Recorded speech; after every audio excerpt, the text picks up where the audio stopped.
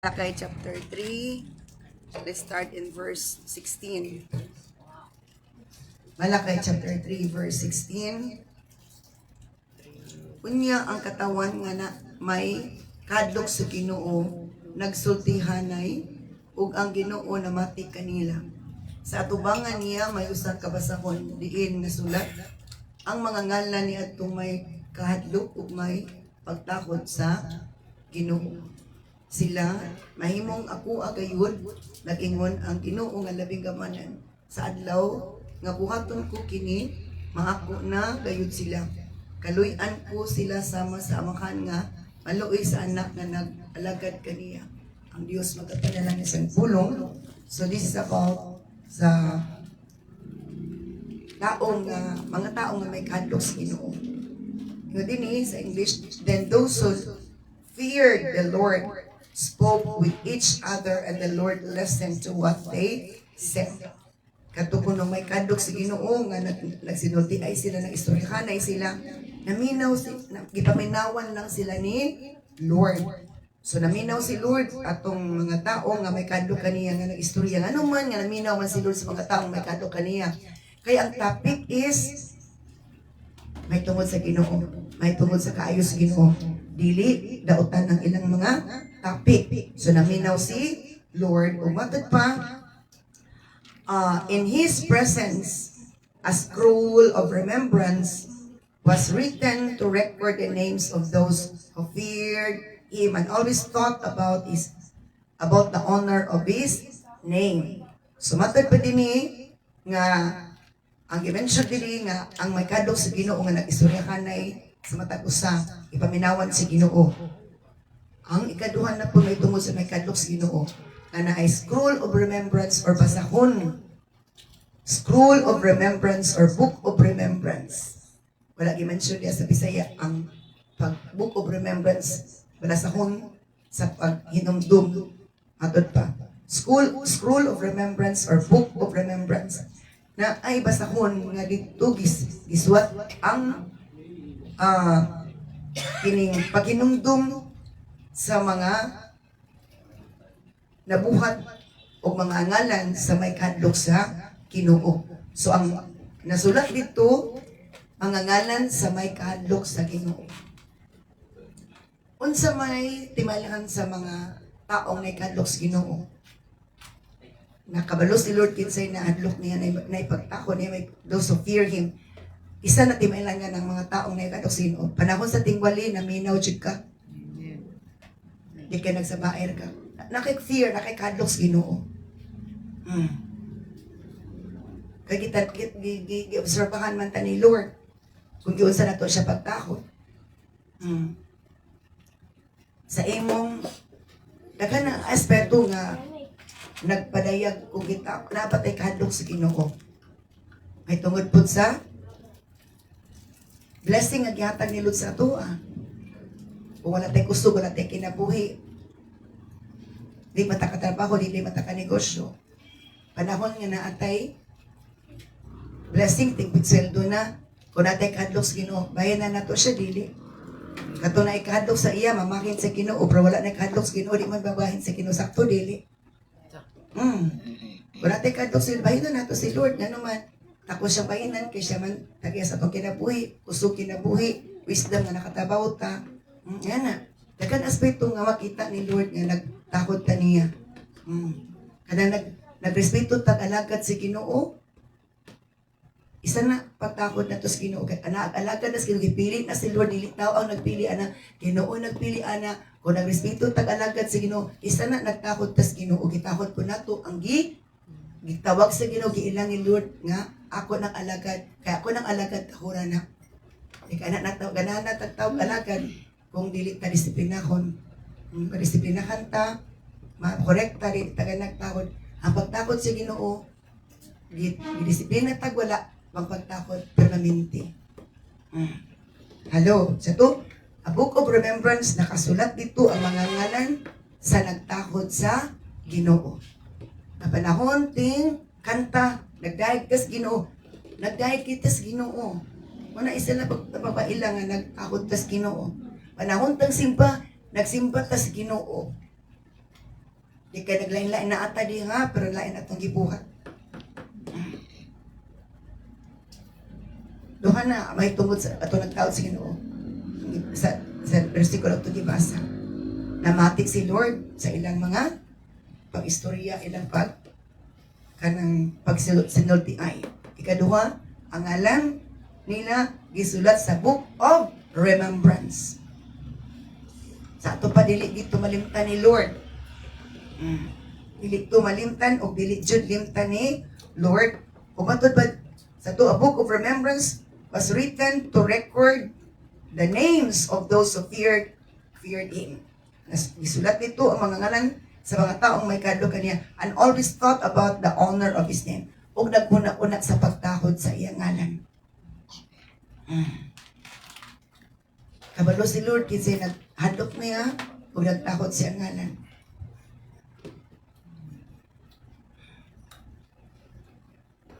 So mauna nga atong sabton pag-ayo nga dili lang ang pag-ani sa simbahan, pag-ani sa balay sa Ginoo, enough sa Ginoo. Tuduan ta ni Lord na magtakod ta niya. Ang pagtakod o kung naatay pagkadlok, naatay pagtakod, kung naatay pagtakod, naputay ka, hadlok, mag-uban yun na. So, dili maayo nga, para sa ginikanan, gusto ko tag sa dili, utakot yun ta, kaya ato na ginikanan. Dautan sila dili, wala galing ang Biblia nga, ang maayo ng ginikanan atong tahuron.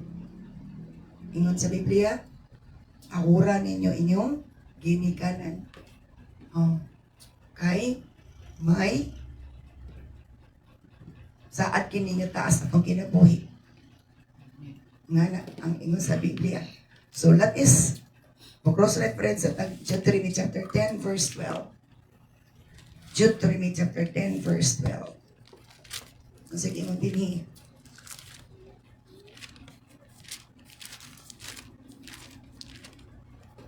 Deuteronomy chapter 10, verse 12. And now Israel, o karon Israel, what does the Lord your God require of you? Unsa may gi-require ni Lord? Unsa gipangayo ni Lord? Require is gipangayo. He requires only that you fear the Lord your God. Ang gihangyo ni Lord, gipangayo ni Lord, gi-require ni Lord, gipangita ni Lord, nga maghadlok ta kaniya. You fear the Lord your God. Muhadlok ta sa magkapatuntag kadto sa Ginoo nga atong Dios. So isa na panahon sa pagsimba, nagsimba ba jud ta? Panahon sa pagampo, nagampo ba jud ta? Kay mo follow man ta unsay sitwasyon. Panahon ting digdahig jud ta. Panahon ting kaon ikaon ta. Kay mao man na siya.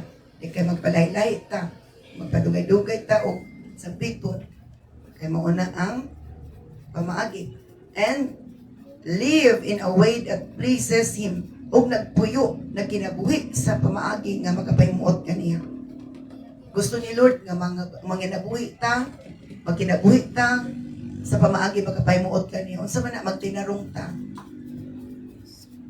Dili ta maghimog daotan, dili ta magpabadlong.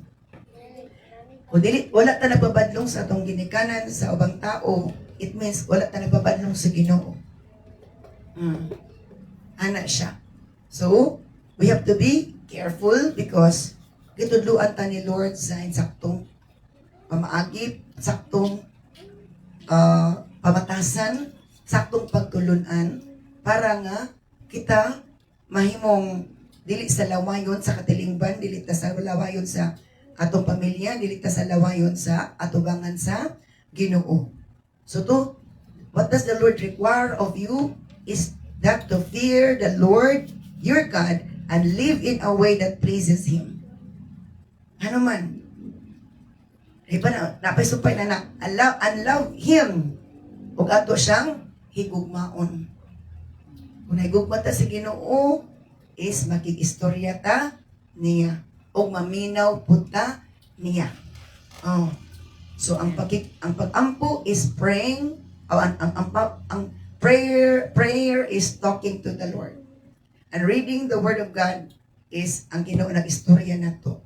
So sa pasabot, kung gusto ta ma-strengthen ang atong relationship ni Lord, magbasa ta siyang pulong kay ang Ginoo nag-istorya nato, makikistorya no, Ginoo nato. Kung mag-ampo ta, nag-istorya pud tas Ginoo.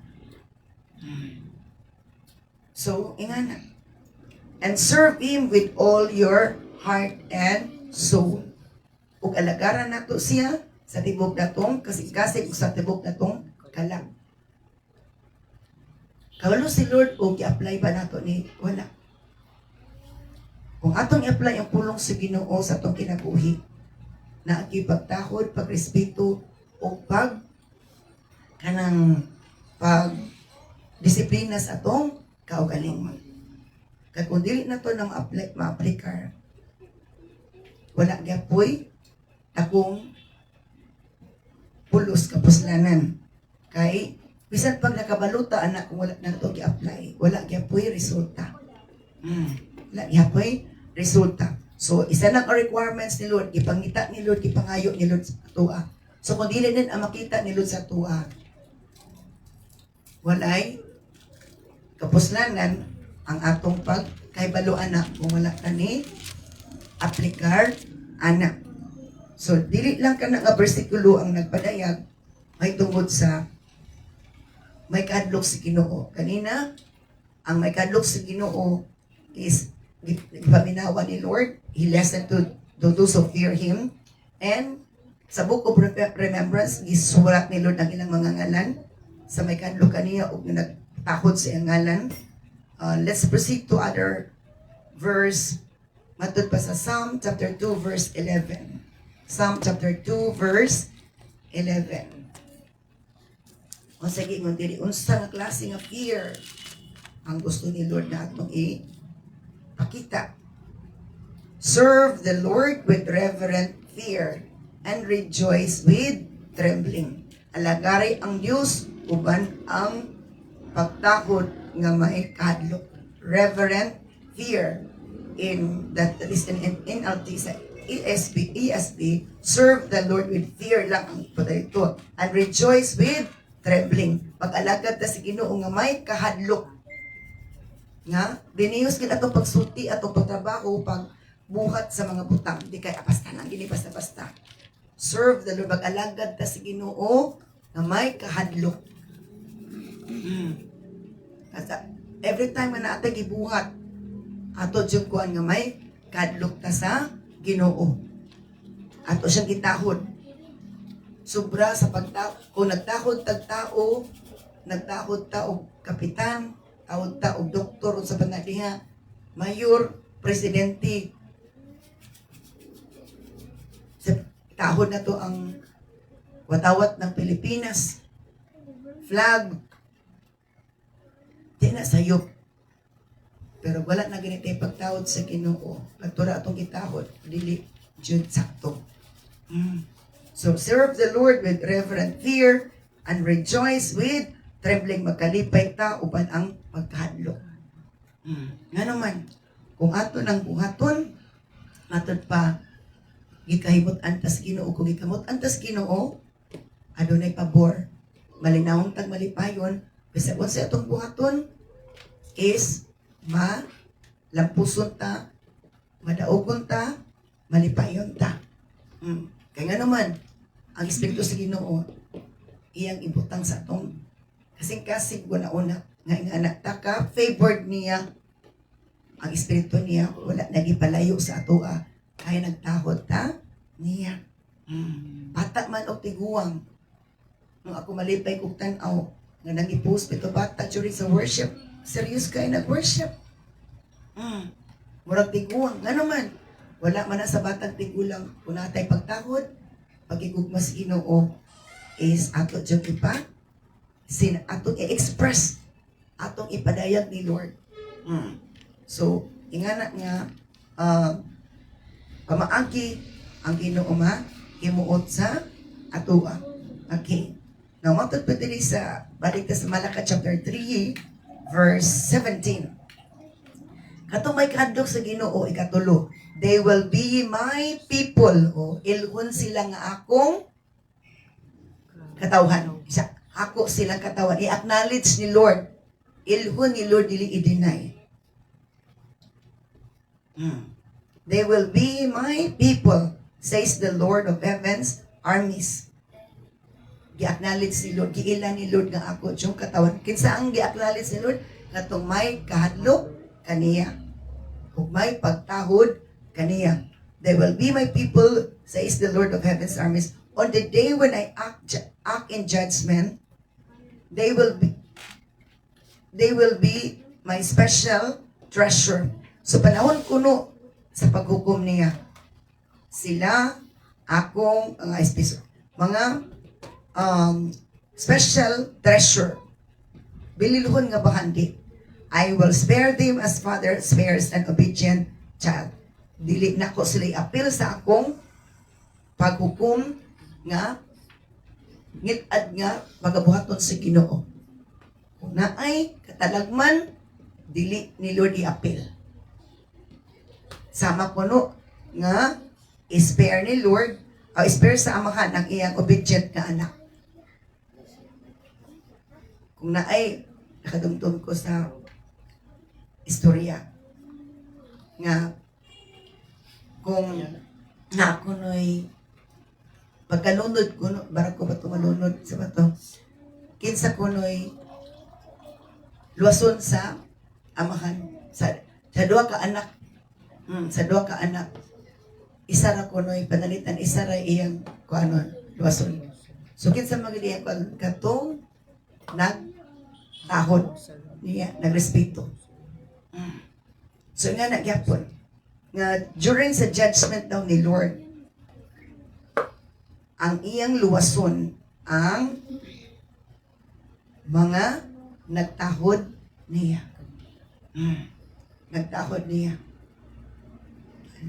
Kung atong dumtumon, sa panahon nga judge na ni Lord ang Sodom and Gomorrah, wala man nagtahod lain dito sa Ginoo, ang pamilya raman ni Lot. Asa man nagkaluoy si Ginoo nganong majority gipatay man to niya. Sulfur so sa to kalayo gikas langit gyud gidagkutan gid di anak ikas kalayo gi ko aniya. Ang naluwas ato si Lot ra gyud pamilya. Nagpadangat gid si Lord og alagad niya. Nagpakaron inong anghel, di ba? Nagpakaron inong anghel. Ang anghel nagpakaron tao aron nga kanang ipadala ang mensahe nga hukman ni Lord ang Sodom and Gomorrah.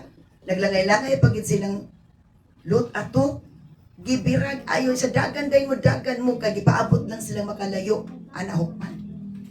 Kaya nga naman isa na tiba ilan nga panahon sa judgment na ay himuon si Lord nga judgment anang dapita kay daghan na dautan ang may kadlok kaniya pagtakod kaniya is iyang ipasiba dili ni appeal og hukom.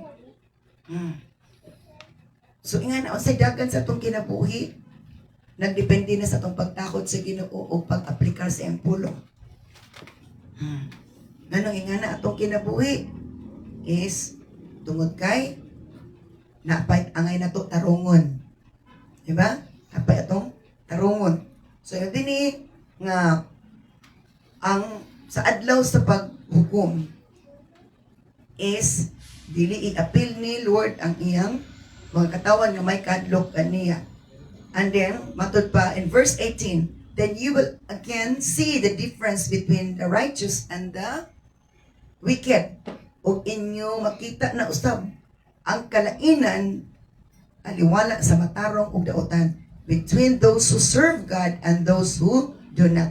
Kaya naman, ang may kadlok sa Ginoo alagad magis Ginoo. O ang may kadlok sa Ginoo giila ni Lord nga matarong. O ang walay kadlok sa Ginoo giila ni Lord nga wicked.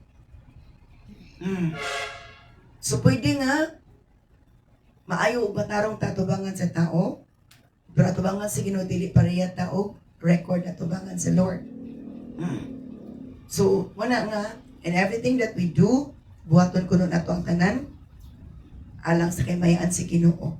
Dili lang kay ang tarong lang ta sa tao nga atong ganahan Pero sa uban dili ta mo himuog tarong. Ano man, kay dili jud maayo nga kitay magpili-pili unsay atong tahuron.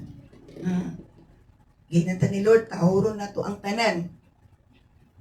Kay maunay sakto. Kita magpili-pili, wala gyud ingon na Biblia. Kung naatay dili tahuron, ang yawa na gyud dili nato tahuron. Pero ang pagtakod general na aron nga ma-practice nato mo nang gitawag good practices. The good practices is na we fear the Lord. Nagkadlok tas Ginoo. Kung nagkadlok tas Ginoo, dili tamang pabadlong atong binuhatan, atong trabaho is tarong. Na amay taog wala is dili tamag akaron ingnon. Anak at tamutarong og trabaho kung naay magtan-aw. Naay taog wala ang trabaho irregular itrabaho. Hello.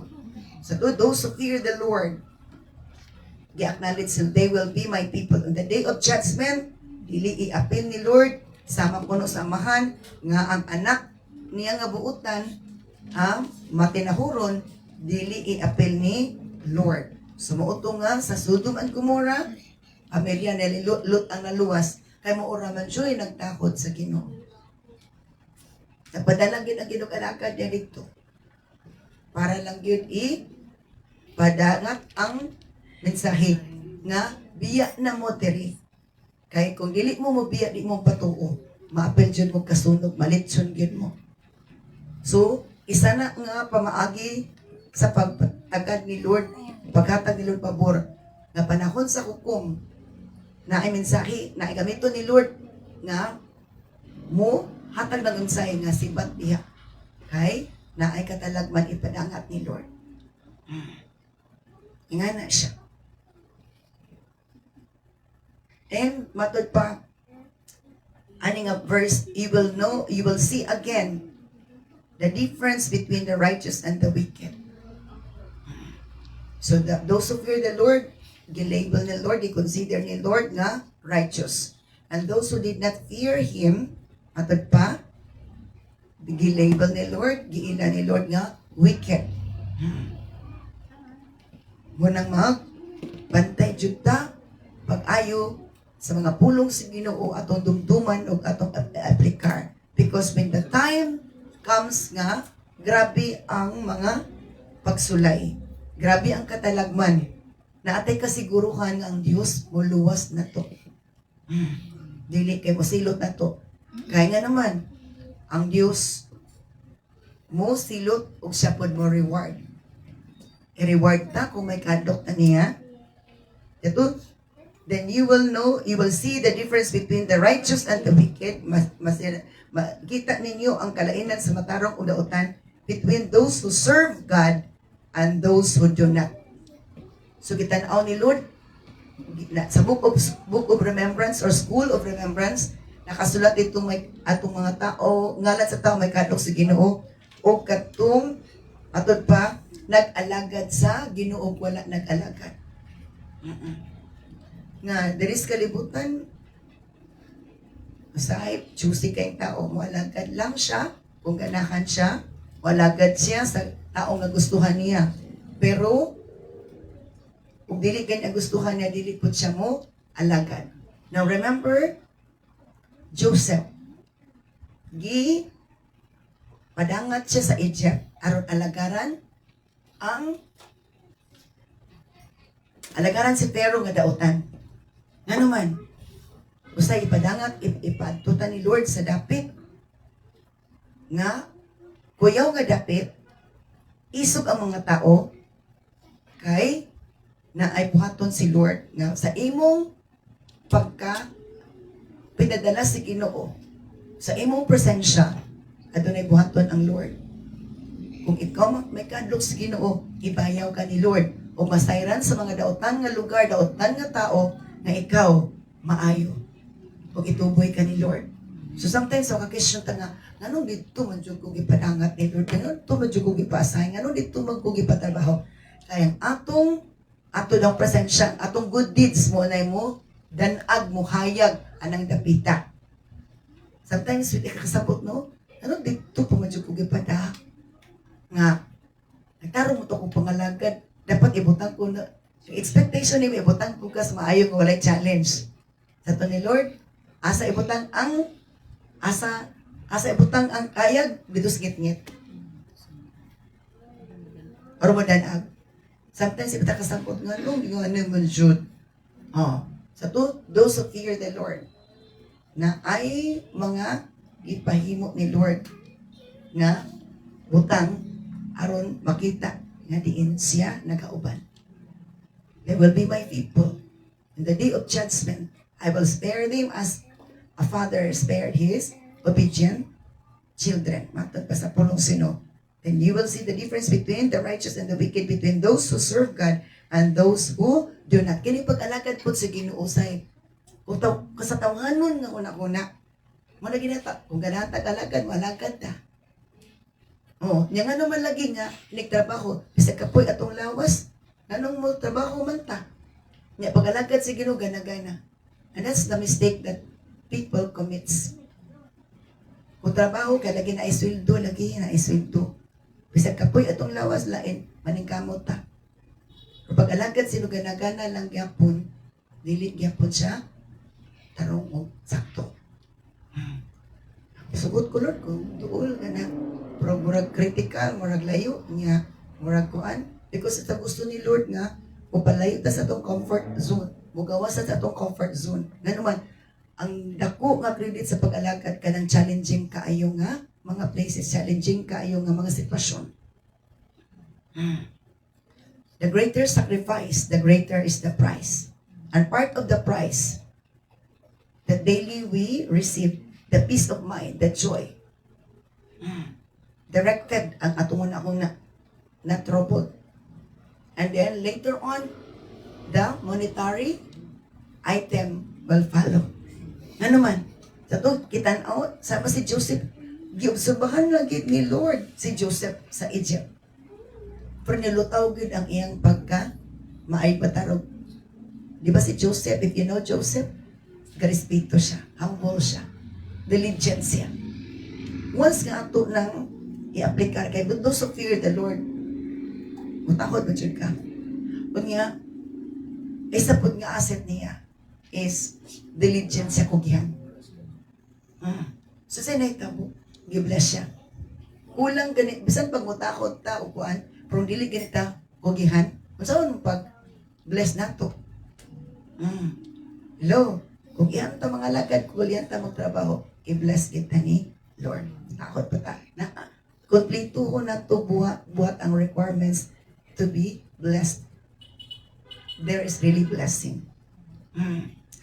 So, kung wala tayo trabaho, magkugitag pangalagad si Ginoo. Unsay bloton. Because God needs people in the service. Kinanglan si Lord kung mga tao di sa servisyo niya. So, kung wala tayo trabaho o na tayo trabaho, niya kinanglan ng bloton si Ginoo. Ang trabaho ta is credited ang tanan gihimo nato atubangan sa Lord. Much more kung kinasing-kasing nato nga gihimo mahimuot sudog ayo si Lord. So those who fear the Lord, pagkanindot siya ang saad ni Lord. Aminaw si Lord. Pinumtunan ko itong pitsasingkos gabi. Wa na natulog kay more sa Ginoo ang isan more sa battle di sa kuan nabuntag Ginoon because God ganahan maminaw si Lord sa mga topic sa may kadoks Ginoo. Ang topic is pagkapahimuot si Ginoo. It's more on the ministry, more on the word of the Lord, more on what God has done. It's not more on sige mahay, more on sige pang daot dili malipay si Lord anak. So sa ito, masuta din ang difference between the righteous and the wicked. And the last verse, in Revelation chapter, I forgot. verse. Tapos ipadayag din nga unsay mahitabo.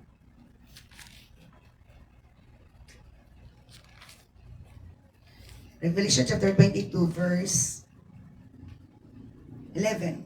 Let the one who is doing harm continue to do harm. Let the one who is vile continue to do vile. Let the one who is righteous continue to live righteous. Let the one who is holy continue to be holy. So duha ka klase, duha ka grupo. Katong in the ESV, let the evildoer still do evil. Ang maghimog dautan, ipadayon sila pagbuto dautan kay mo man lang gusto. Another negative. Let the filthy still be filthy. Ang mga hugawan, padayon na sila magkinugaw sa ilang kinabuhi. And let the righteous still do the right. Ug ang mga matarong, ipabuhat sila sa matarong. And the holy will still be holy. So daw ka grupo, negative o positive, ang iya sa yawa, ang iya sa Ginoo. Ano man, sa kung wala lang gusto, padayon na sila buhat, pero the result of that depende sa atong gibuhat. Kung naghimot ka, dili makabaymot sa Ginoo, di kita mag-expect kung maayo atong ugma. Pero naghimot tag maayo matarong, expect kita positibo gid. Unsa may dagan sa kinabuhi, positibo jud na ang ipaburihan sa Ginoo sa toa. So mo na nga, let us all fear the Lord, because as we fear the Lord, na may mga dagko nga mga katalagman, dilit ta niya ipaapil. Kang ano man, gusto niya nga naapatay, papil nga mamuhat sa imbulaton, papil nga mo shout out sa goodness sa mighty deeds ni Lord. So nga, we have to continue to do the right things. Ito, do not be weary in doing good. Matulad sa Colossians. Ayaw kaluya sa paghimog maayo. Kaya ba yun, kaya ako mo trabaho, ako dapat akong agi. And that principle is not a principle of a wise man. Kaya ang taong maalamon, magpadayon siya buhat sa saktong tarong. Diba? Panang taong dili malamon, muundang siya kung dili na siya ganahan. So, ingat si Lord, sa Philippians, he who began a good work will be faithful to complete it. Ang nagsugod sa maayong trabaho, mupadayon siya. So, kung maayon na siya, ipadayon. O kung dili mo padayon, ano di mo padayon? Kaya dili na maayong gibati, dili may hunakuna, kananay dili maayong espiritu na nakasulod. Amen. Apan kung wala daw tang espiritu na nakasulod, dili maayo ang imong ibang sulti, maayo ang imong una-una, maayo po ka binuhatan. And that's the result nga natin kahadlok sa Ginoo. Kung natin kahadlok sa Ginoo, mahadlok tang hukman ni Lord, munang buhaton na to ang ingi sugo. So, let us be thankful to the Lord sa iyang mga message nga iyang gipa dayag sa atua. Hallelujah. Thank you everyone for watching. Ang Diyos magapanalangin. Let us pray. Father God, thank you so much for reminding us always of your words. Nga may kadlok kanimo, O Diyos, wala kinimo limti. Imong gisulat sa Book of Remembrance, Scroll of Remembrance. O panahon sa katalagman, imo gayong ilikay. O panahon nga na ang mga pagsinulti ay, O Lord God, their conversation, you are listening because naimuot ka pamati sa ilang mga topic. O panahon, O Diyos, hallelujah, sa mga pagpili, ingon ka Lord, they will be my people. Imong i-acknowledge sila. Salamat Ginoo. Ay ikaw maghatag ka na mong dugang sa labutan, dugang kadasig, nga magbinadlokon kami kanimo, aron O Diyos, may muot ka sa kinabuhi, o aron usabang among kahayag mo dan ang pag-ayo, O Lord, because the more we fear you, the more we shine brightly, O Lord God, and the more we are obedient, we are faithful, the more we are courageous to continually serve you the way you want us to serve, to anywhere, to anyone. In the mighty name of Jesus Christ of Nazareth, we pray. And everyone will say, Amen. God bless everyone.